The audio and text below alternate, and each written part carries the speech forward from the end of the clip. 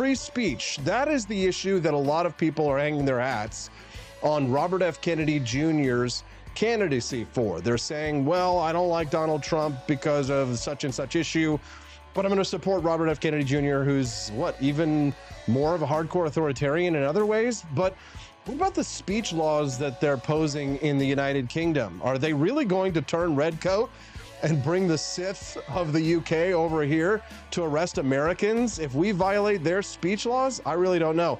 Thank you to Joni Rankin for that $10 donation. You unlock the bonus content. I'll play it right after my next guest, Ian Haworth, joining us live right now. Ian, good morning and welcome to the show.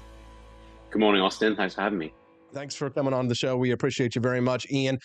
We were talking a little bit about the Robert F. Kennedy Jr. question here during the break. Give us your take, big picture on him. Why do you think people are supporting him, and what's this all about? Yeah, I think with Robert F. Kennedy Jr., it's more of a contrarian response. Of people are so fed up of, the douche versus turd sandwich thing we've been seeing for the last couple of election cycles. That someone like him is just sparks interest. I think that's really what it is. I think a lot of people out there are also one-issue voters on when it comes to vaccines. And for better or worse, he's been one of the loudest voices on vaccines. I think in many ways he's been spectacularly wrong and spectacularly misleading, and in many ways very damaging.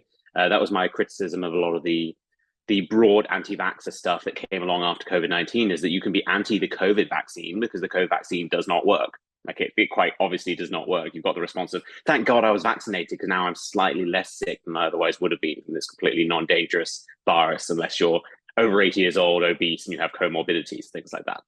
But I think a lot of people, that sparked interest because he obviously went very hard after that. And he can, I think it's an important issue. But then they completely ignore other completely anti-conservative positions, like the fact he is probably going to be very anti-gun. He's trying to step back on that a little bit. And I think he's going to be an authoritarian in other issues too. And so I think people who are one-issue voters, it makes sense in terms of elevating someone as part of a broader conversation. But if we're talking about who is going to be leading the executive branch, doing it based on one issue while sacrificing every other issue, I think is really dangerous. Obviously, when it comes to Kamala Harris versus Donald Trump, you're going to have to make some sacrifices, right? Neither of them are perfect candidates. I think that's the least controversial thing I could say today.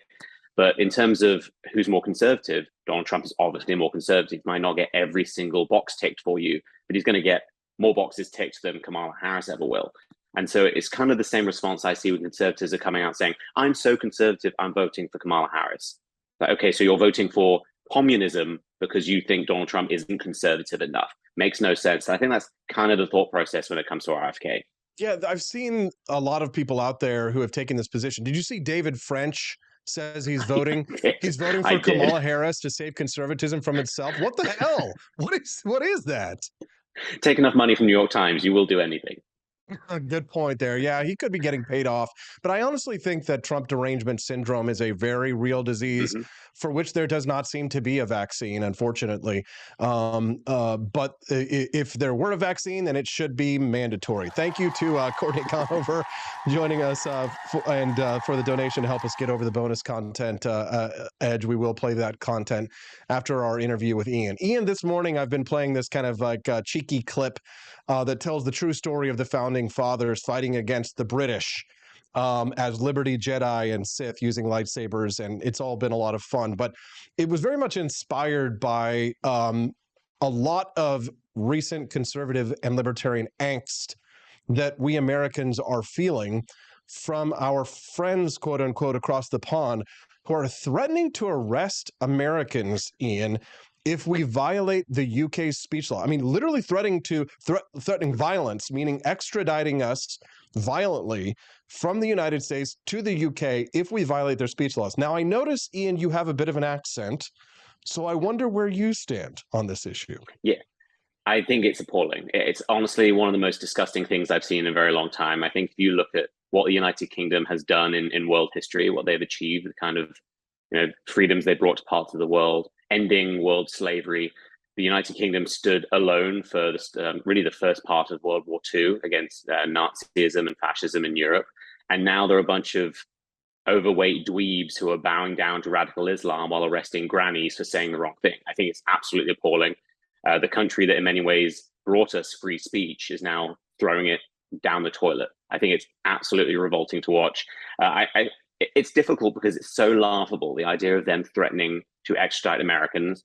I mean, if Kamala Harris is president, that may happen. But if Donald Trump is president, I think he would just tell people to go F themselves. But it says so much about the deeper issue, which is the complete lack of respect for freedom of speech and why it is so important to any civilization, certainly the Western civilization. Without freedom of speech, we don't have anything, because you don't have freedom of thought. You don't have freedom to believe what you want. You don't have freedom to actually push back against the regime. This all implodes into just a disgusting level of authoritarian power that I think the UK is just embracing, and it's really just so upsetting to see. It's hard for me to believe, honestly, in really such a few short years, we've just turned into 1984. You know, George Orwell was just 40 years too late. I mean, you're the country of Margaret Thatcher, right? I mean, you're the nation of Winston Churchill, great conservative thought leaders who have left an indelible mark on history. What happened to your former country, Ian? I think a lot of this is honestly the wider problem we're seeing in the United States as well. The United States is slightly isolated from this just by nature of distance, but a complete lack of love for Western culture. I think the idea that you can be proud of Western culture, proud of being British, proud of being an American, proud of being French, proud of being Italian, all of these things, that's looked down upon. And then people have just been importing by the millions people from cultures who are actively trying to consume our culture. The idea that all cultures are equal. They're simply not. You have stories coming out in the Middle East right now of people trying to lower the age of consent to 9 years old. Like, all cultures are not equal. That is not controversial to say. That is not racist to say. If that is racist to say, then you're going to have to explain to me why it's okay to say that white supremacy is a disgusting ideology, which it is. But you can't criticize, say, radical Islam in the same way.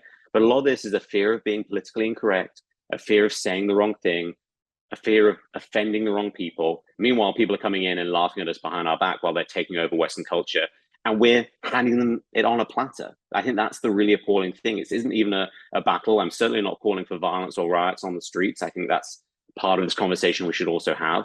But the fact that people who are angry when it comes to immigration policy and the impact it has on societies, just look at the explosion of violence, look at the explosion of crime, rapes, murders that are connected with illegal immigrants in the United States. Like, policy has direct outcome and a direct impact on people. And if you are shut up for saying that, then the only people left are the people opening the door for these people.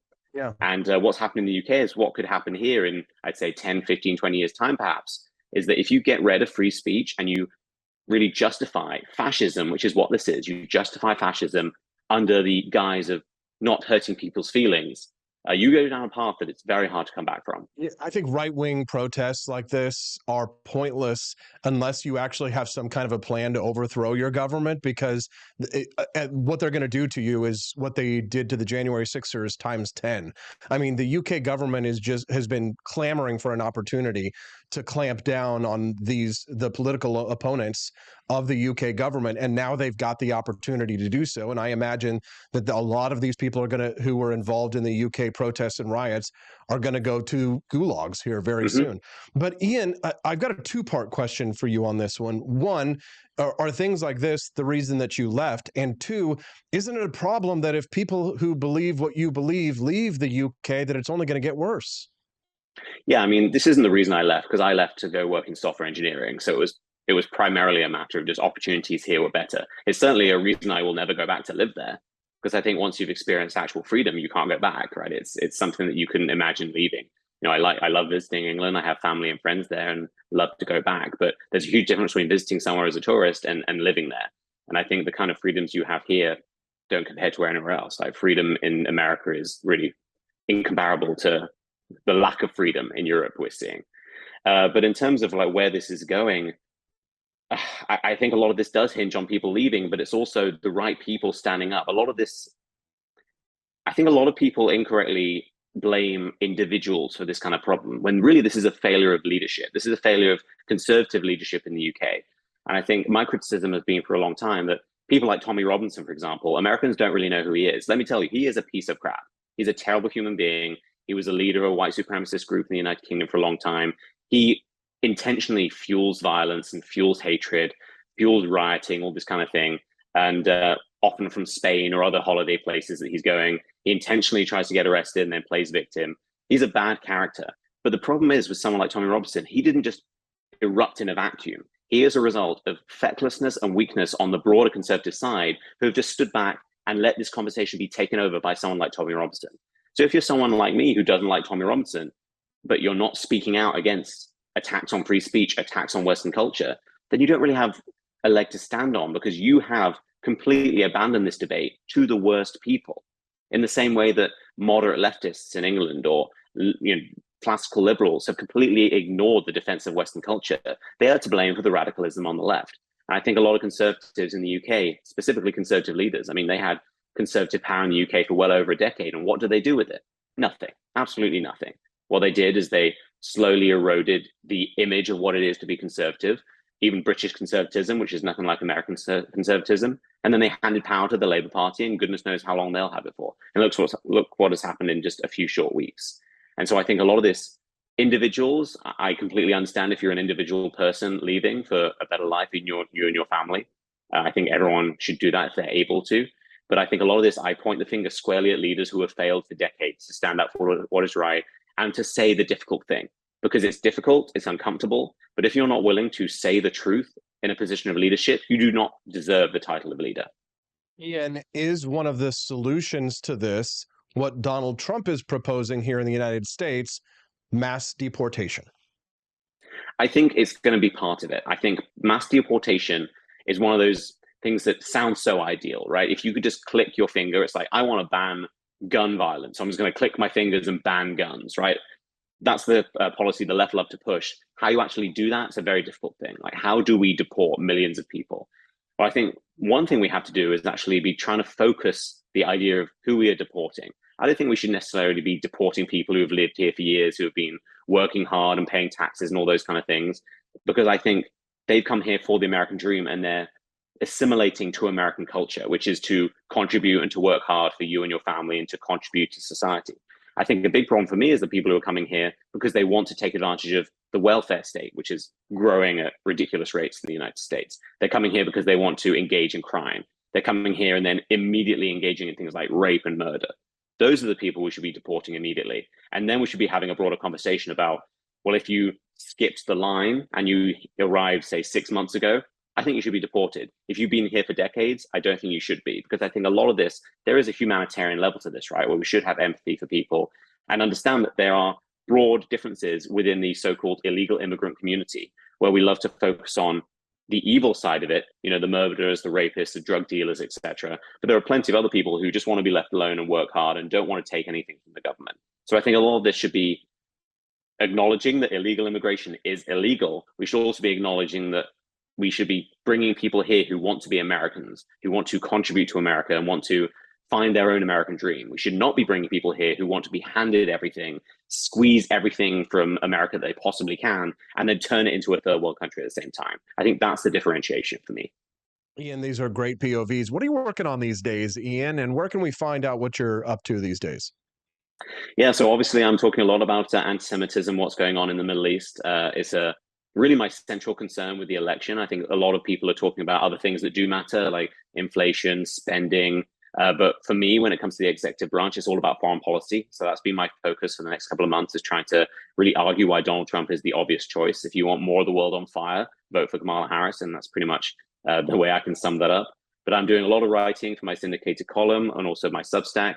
And yeah, if you check me out on all social media, IGHAWORTH, you can find everything I put out there. Great stuff, Ian, as usual. Sorry about all the times that I messed up the timing to get you on here on the show, Ian, but I love reading your stuff. Keep up the good work online, and thanks for standing up for freedom. We appreciate you as always. Have a wonderful day. Thanks for having me.